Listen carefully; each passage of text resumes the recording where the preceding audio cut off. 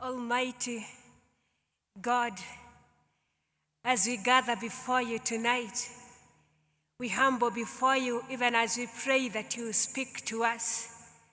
Lord, use me as your vessel of honor. In Jesus' name we pray. Amen. Please be seated. Praise God. Have you been reading this book of Haggai?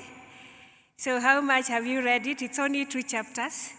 And I want to believe that by now you know a lot, and those 2 chapters are in your fingertips.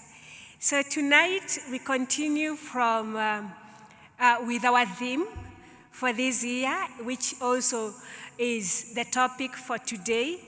And it's coming from that book of Haggai, chapter 1, verse 5. And so the theme is, or the topic of tonight is, consider your ways. So we'll be looking at the 2 passages which were read to us so well. So let's remind ourselves what we've learned for the last 2 Sundays. So by now we know who is writing that book. He's writing to the children of Israel, and God had raised him to come and motivate the children of Israel so that they can rebuild, so that they can wake up and come out of their comfort zone and begin to rebuild the temple of the living God. So we know that they had been stuck for quite some time, and the reason why they were stuck was because they had been harassed for quite some time by their enemies, the people who were living in that land, the people who had been there before the children of Israel came back. And also the government from Persia was also intimidating and harassed them. And so in verse 2 of that passage, we see them saying that it is not yet time. And so last week we looked at that, and today we will continue from there, where the children of Israel are saying that it is not yet time. So they believed. Their enemies had been telling them that you need to be careful. You are not meant to construct that temple. It is not yet time. And they believed that. So there were 2 things that made them to say that it is not yet time. One, because they were harassed and they were intimidated, and they kept on being told that you have to wait until when we will give you permission to rebuild that temple. And the second thing that made them not to continue was because they had there was an argument on whether 70 years are over, because the prophecy had been that after 70 years, the Lord will restore them, will return them to their land, Jerusalem, and that is when they will rebuild the temple. And so the argument was, when their enemies, the Babylonians, when the Babylonians invaded Jerusalem and Judah, they didn't carry over the children of Israel at once. They carried them in phases, actually 3 phases.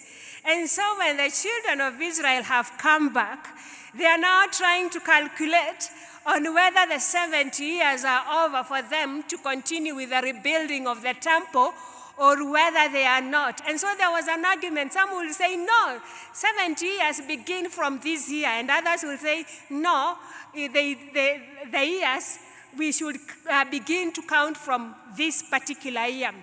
So those 2 reasons made them to be stuck. And so in verse 2, they're saying, it is not yet time. So they believed that when the enemy themselves, the devil would speak to them and tell them, you continue to do your own things, continue to settle down, continue to build your paneled houses. And so they allowed the enemy to lie to them. And so tonight, as we gather here, the Lord is reminding us, how many times do we tell ourselves that it is not yet time to move on? And many of us have been stuck at the same place for quite some time because you keep on saying, tomorrow I'll do this, tomorrow I'll do this, next Sunday I will register for this, next year I will do this. Let me bring up my children up to this age and then I'll join women ministry. Next, once I finish paying the loan, that's when I'll begin to give a tithe. Many times we keep on telling ourselves that it is not yet time. Even in our own lives, in our day-to-day things, we keep on telling ourselves that I'll begin this project this time. It's not yet time for me to begin doing this and that. And so there are three things that the Lord would want us to consider tonight, even as we look at our theme. And the first thing is consider your words. Consider your words. So in Matthew chapter 12, verse 34, Jesus says that out of the abundance of the heart, the mouth speaks. You cannot just speak anything like that. It has to have had a place in your heart for you to voice it. And so the reason they were telling themselves that it is not yet time for us to move on is because they had believed that they cannot make it. They had believed that they were not the people to do that. And so they had excuses. And, they were meant, when the Lord brought them back to their land, they were meant to come back and rejoice and praise God and seek the kingdom of God and the righteousness, and the rest will be added. And that is not what was happening. They had so many excuses, and probably they would meet in a market square and begin to narrate and remind themselves the stories of how it used to be in Babylon. Probably they would tell themselves that in Babylon, life was a bit easy. We were not required to do this and that. And so they would tell themselves, it's not yet time. It's not our generation, to do this. Our children will do this. And so they would look at themselves and say that the land is still desolate, that we need to work harder to rebuild our city, to rebuild our houses, to recover the lost time. They would tell themselves that they do not have enough manpower to rebuild the temple of God. They would tell themselves that they needed to first finish working on their homes and make them better. Paneled houses were houses that were being built by the likes of kings. And so they were busy, and probably they were competing whose house will be better than the other. And many times we can always point fingers at them and wonder what sorts of people they were. And while in one way or the other we usually get caught up by time, we usually find ourselves in the same scenario of competing and working to acquire this and that. Have you ever been at a place where you work hard to achieve this, and after you've gotten it, the joy that you expected to have, you realize that it is not there. And so as I was in school, I would look forward to graduation, and after graduation, I would wonder, now what next? So again, I'll go back and study and look forward to graduation, and after graduation, there is no joy. And so let me tell us, when Jesus says in Matthew chapter 6, verse 33, seek ye first the kingdom of God. Why? Because, the things of this world can never give us peace. The things, the material things that we work hard to acquire can never buy, can never replace the joy of the Lord. And so they were there, they were giving excuses. They were telling themselves that it is a time to farm as much as we can so that we can be able to recover what we lost for those 70 years. Probably they were busy buying land. So have you ever found yourself in church and when the message is going on, you're busy calculating, you're busy thinking about that plot, you're busy thinking about that project, you're busy thinking about that, and I want to assume those kind of people are not here. And so they were busy buying plots and buying cars and buying ABCD and maybe marrying and merrymaking, because now they are back in their homeland. And so it is funny and unfortunate that it was time to build paneled houses, and yet it wasn't time to rebuild the temple. So the Lord is calling us to consider our words, because what we say is what comes from what we believe. It first has to have had a place in our hearts. So when he says, out of the abundance of the mouth, the abundance of the heart, the mouth speaks. What he means is that, we don't just throw out words. We must have thought about them. And so the Lord is telling us that this year, as we continue with this year, as we look forward to what the Lord has in store for us this year, the writer of Proverbs talks about those sins. And he says, a haughty eyes. He talks of, those things that the Lord hates, that a lying tongue. And so for one to lie, it first begins with the heart. So consider your words.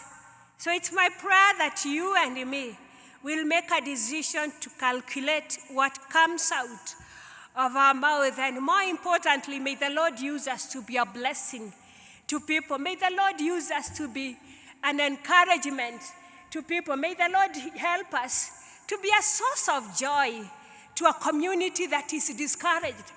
As I was preparing to come here this evening, I was listening to someone who preached a prophecy, gave a prophecy of what will happen in Kenya this year. And it was a prophetic of doom, a prophecy of doom, because, the prophecy was about that we need to brace ourselves because things will be tough this year. And so even as we face that, we who know the Lord knows that it shall be well for them that trust the Lord. The Lord will always make a way for us. And so may the Lord use our tongues to be a blessing, to be an encouragement, to be a vessel that the Lord will use to evangelize and to raise hope to many who are lost. So consider your words. Number 2, consider your behavior. We consider our behavior. So what they confessed in verse 2 affected how they behaved. And no wonder the prophet is telling them in verse 5 that you work so hard and there is nothing to show. You earn wages and you put them in a pocket that has holes. That you eat a lot and your stomachs are always empty. He tells them that you drink and you are always thirsty. In other words, what he was telling them is that, you may be working hard to be rich and yet you are so poor. You are so poor. And the reason why they were poor was because they didn't have contentment. They were not satisfied. They were not happy, even though they worked hard. They were not happy. They didn't have fulfillment. They didn't have that joy of the Lord. Reason? Because of their behavior. They were busy working hard to satisfy themselves and their family and probably their friends, and forgetting the person who is the maker, him who brought them back to the promised land. And so this year and the years to come, may the Lord help us to give him a first priority in our lives. Because while they were going through that kind of a situation that is found in verse 5, verse 9 and verse 11, and I want to invite you to go read those verses again when you go home. It's because they were not fulfilled. They were unhappy. They didn't have, the harder they worked, the more frustrated they became. And so that is one of the reasons why the prophet came, to encourage them and to tell them that you need to go back to the basics.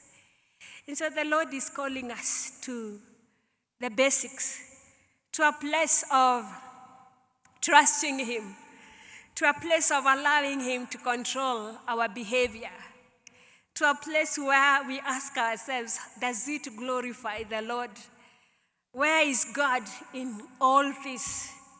As I do this and that, how is God being glorified in this? And finally, consider your relationship with God. So we see them not having a temple. And one thing that we learned the other Sunday is that for all those years, they didn't worship. They didn't gather to worship because they couldn't meet anywhere like we do today. They had to gather in a temple to worship. And because it was not there, so their relationship with God had been wobbly because they had not given him first priority. They were not offering sacrifices. And so their connection with God was not there. And so there is no way we will have a brighter future when we have not invited the owner of that future to be the part and parcel of our lives, because he's the only one who knows how our tomorrow will look like. He's the only one who knows what will happen tomorrow. He's the Lord, he's Jesus of yesterday, today, and forever. So if we want to have everything added to us, we need to seek first the kingdom, and the rest will be added. When the writer of the song says, when we walk with the Lord, what a glory he sheds on our way. And so this year, may we walk with the Lord. May we seek him. And as we seek him, he's a faithful God who will never forsake us. In the name of the Father, the Son, and the Holy Spirit.